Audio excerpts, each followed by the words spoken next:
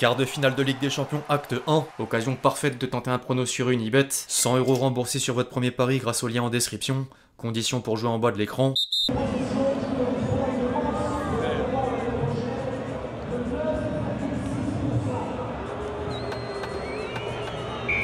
L'équipe, j'espère que vous allez bien. Aujourd'hui, nouveau 5. Au programme du jour, sans surprise, un bilan du week-end dans les 5 championnats majeurs, dont la 28e journée de Ligue 1. Une transition vers la Ligue des Champions avec mes pronos pour la première manche des quarts de finale. Les mots forts de Mbappé dans un entretien pour une chaîne espagnole. Les deux informations improbables du week-end en lien avec l'avenir de Deschamps et le prochain mercato parisien. Avant de conclure en image par la compile de buts traditionnelle. Bien plus à venir, comme d'habitude dans le reste de cette vidéo. Les amis, avant d'entrer dans le vif du sujet, vous connaissez le dicton. Je compte sur vous d'avance pour lâcher votre plus beau like. Au-delà du référencement, vous savez que c'est l'un des meilleurs moyens d'apporter votre soutien. Merci à tous ceux qui le feront, vous êtes les boss.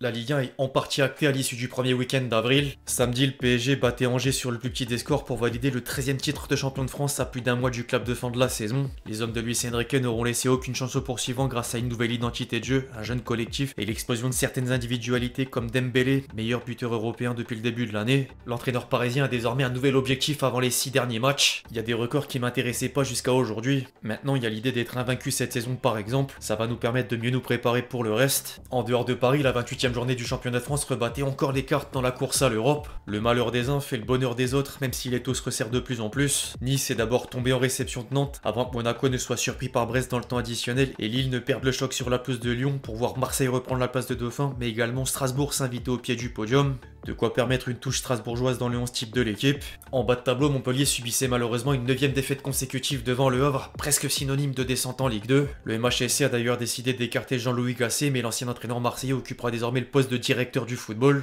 Il aurait d'ores et déjà convaincu Zoumana Camara de lui succéder sur le banc de la Payade. En parallèle, les autres championnats majeurs livraient plusieurs enseignements. En Allemagne, le Bayern s'est imposé sur la pelouse d'Augsbourg et garde le même écart sur Leverkusen en tête de Bundesliga. Derrière, Leipzig revenait à 3 points de Francfort sur la première marche du podium. En Italie, la Serie A a connu 7 matchs nuls en une journée, dont l'Inter, Naples et la Juventus respectivement tenus en échec par Parme, Bologne et la Roma. Seule l'Atalanta lâche des points après une 3e défaite consécutive devant la Lazio.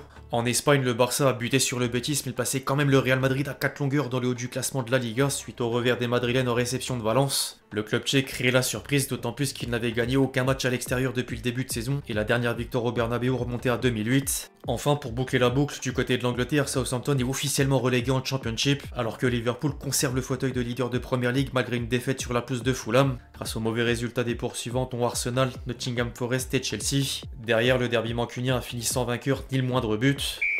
Quart de finale de Ligue des Champions, acte 1. La meilleure des compétitions est sur le point de lancer le coup d'envoi de 4 doubles confrontations et tout le monde portera un œil sur le dernier club français en lice, même si les autres affiches ont de quoi offrir du spectacle. Maintenant, place au prono. Les hostilités démarrent ce soir par les chocs Arsenal-Real Madrid et Bayern-Inter. Gunners et Madrilènes ressortent d'un week-end difficile après avoir respectivement enregistré un match nul et une défaite. Le club anglais compte quelques absents importants, dont Gabriel Jesus, Havertz ou encore Calafiori toujours blessé et Sterling suspendu, mais Saka est de retour. Le club espagnol, Ceballos blessé, Tchouaméni suspendu et Ferland Mendy incertain. Les hommes d'Arteta sont favoris sur le papier avec l'intention de prendre une option avant le match retour à l'extérieur. Maintenant, la Maison Blanche est tenante du titre en plus de posséder le meilleur palmarès en Ligue des Champions. J'ai quand même envie de croire à un duel équilibré, du coup je vais partir sur le match nul. En parallèle, Bavarois et Nerazzurri reprennent presque les mêmes ingrédients, hormis la forme en faveur des premiers. Le club allemand est néanmoins impacté au niveau des forfaits après la blessure de Musiala, désormais à l'infirmerie aux côtés d'Alfonso Davies, Upamecano, Coman ou encore Neuer. Le club italien peut tenter un coup, d'autant plus qu'il tient encore le statut de meilleure défense de la compétition. Par contre, la Bande Akane reste favori sur le papier, une équipe pleine d'expérience qui plus est à domicile. Je vois un résultat positif des hommes de compagnie. Derrière, les deux autres matchs font beaucoup moins débat, entre Barça Dortmund et Paris Aston Villa. Les probabilités de victoire finale avait d'ailleurs placé Barcelone et Parisien en tête du classement, avec respectivement 23,1% et 19,3% de chance de sacre. Le club catalan semble au-dessus du BVB sur tous les points. Le schéma est un peu le même pour le PSG. Le club de la capitale n'a fait que monter en puissance au fil des semaines jusqu'à remporter un 13e titre de champion de France. Je pense que les hommes de Luis Enrique vont dérouler au Parc des Princes avant le déplacement en Angleterre. Si certains veulent faire plus que simplement me donner un avis en commentaire, les amis, vous savez ce qu'il vous reste à faire. Rendez-vous sur Unibet. L'inscription via mon lien en description permet d'obtenir le remboursement de votre premier pari. Exemple, une mise de 100 € sur le combiné du jour égale 1295 € dans la poche. Et si perdant, vous récupérez vos 100 € pour pouvoir rejouer ensuite. Disclaimer néanmoins, je rappelle une fois de plus que les jeux d'argent sont interdits aux mineurs, jouer comporte des risques et ne misez que ce que vous êtes prêt à perdre.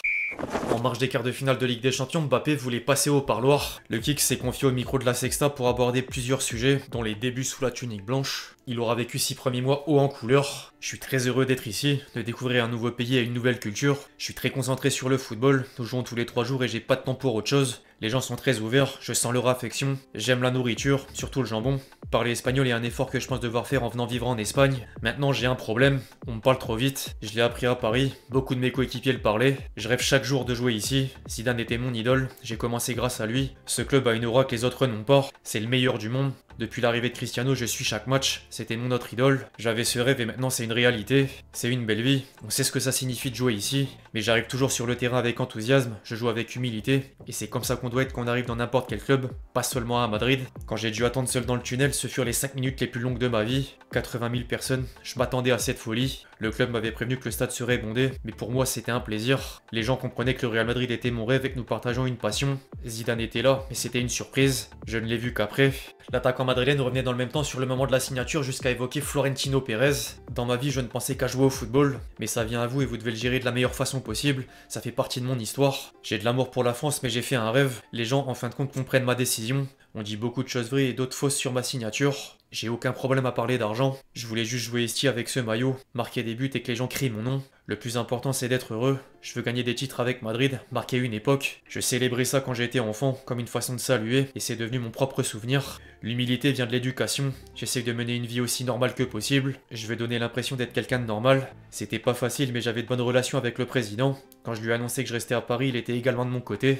Il était bon envers ma famille. Par contre, une déclaration était ensuite sortie du contexte. Je voulais jouer pour le Real Madrid et ce fut pas une décision difficile de choisir entre le Real Madrid et l'argent. Les médias français ont commencé à parler d'un pic envers le PSG, dans Foot Mercato, mais Mbappé mettait vite un terme polémique sur les réseaux sociaux. Aucun rapport avec le PSG. La question était sur l'étape d'après et le choix par exemple de l'Arabie Saoudite ou un club comme le Real. Concentrez-vous sur ce qui se passe en France. Le reste c'est pas pour vous vu que vous comprenez pas. La bise. Derrière, l'ancien parisien a encensé un coéquipier et l'entraîneur. Je suis venu avec l'idée de jouer avec lui, je peux pas imaginer Madrid sans Vini, nous jouons bien ensemble et nous allons aider Madrid. Tous les joueurs m'ont accueilli, ils m'ont envoyé des messages, Ancelotti et un peu tout ça. Il sait quand être un père, un ami, un patron. Il a marqué l'histoire ici et il veut continuer à l'écrire. Le Kicks préférait d'ailleurs un succès collectif à une distinction individuelle devant un dilemme. Le ballon d'or c'est personnel, individuel. J'ai toujours dit que la chose la plus importante pour moi c'était de jouer au Real Madrid. Gagner un titre avec le Real c'est entrer dans l'histoire du meilleur club du monde et ça n'a pas de prix. Donc je préfère remporter une Ligue des Champions. Je veux marquer beaucoup de buts, mais ce que je veux le plus, c'est marquer une époque. Je veux gagner des coupes, la Ligue des Champions, la Ligue, tout ce que je peux avec le Real.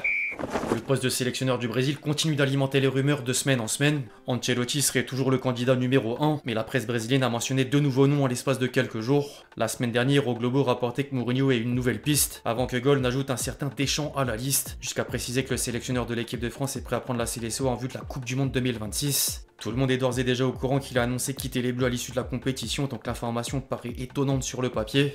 Affaire à suivre. Au rayon des clubs, le topo est un peu le même du côté de Paris. Vendredi dernier, De Bruyne révélait partir de Manchester City en fin de saison, et 2 jours plus tard, une source espagnole a indiqué que le PSG est très intéressé par une arrivée de l'international belge. Il devrait néanmoins choisir une destination exotique entre la MLS et l'Arabie Saoudite. En parallèle, l'équipe stipule que les dirigeants parisiens sont en passe de boucler la signature d'un jeune ailier belge en la personne d'Ilian Mand. L'attaquant de 19 ans est libre de tout contrat depuis la faillite du KMSK d'Enze, pensionnaire de 2ème division belge, et il aurait conquis les observateurs du club français lors d'un essai jusqu'à figurer dans le groupe espoir du PSG. Plus qu'à laisser du temps dans l'espoir de passer un cap. Avant de conclure les amis, tradition oblige, la compile de buts.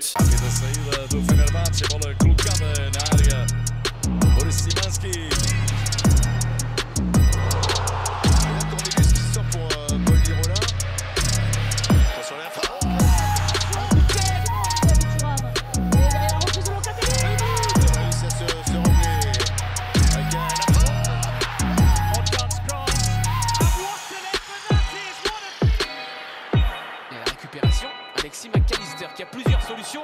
L'option individuelle. Merci. Avec Alassane. Bref l'équipe c'est tout pour le fact du jour, j'espère vraiment qu'il vous a plu, je compte sur vous si c'est le cas pour lâcher votre plus beau like, comme d'habitude. N'hésitez pas à réagir dans les commentaires sur tous les sujets qu'on a pu traiter aujourd'hui, puis d'ici là on se retrouve très vite sur la chaîne pour de nouvelles vidéos, c'était Lexti. Ciao ciao.